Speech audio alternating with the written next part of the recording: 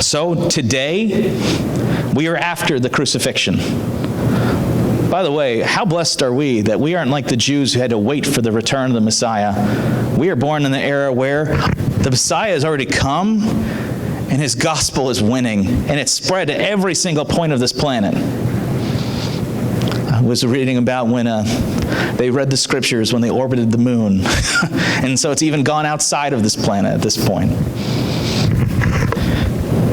We live in the era where our Messiah has come, and now what are we to do?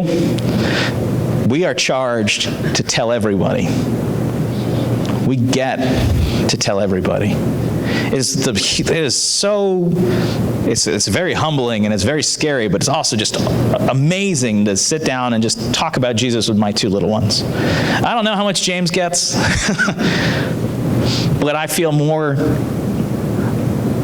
confident in sharing it with him. I think Sarah gets it as much as a 3-year-old can. And then for the same for you.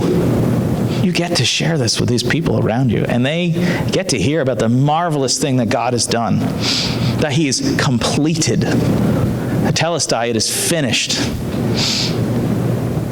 And what do you have here?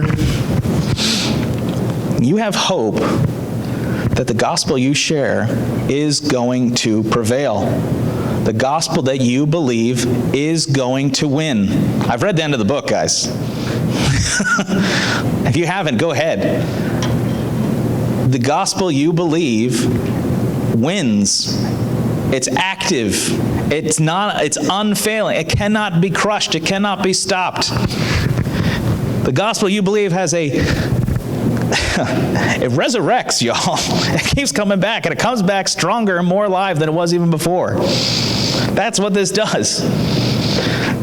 People have been saying that the Christian religion would fail again and again for thousands of years, and we're here.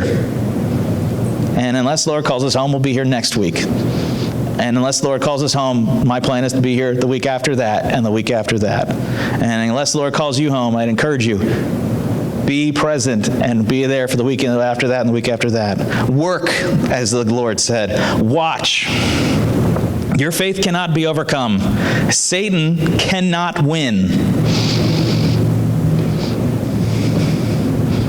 You know, people might be worried that we might be in the end times, but the blessing is, in the end, the gospel prevails.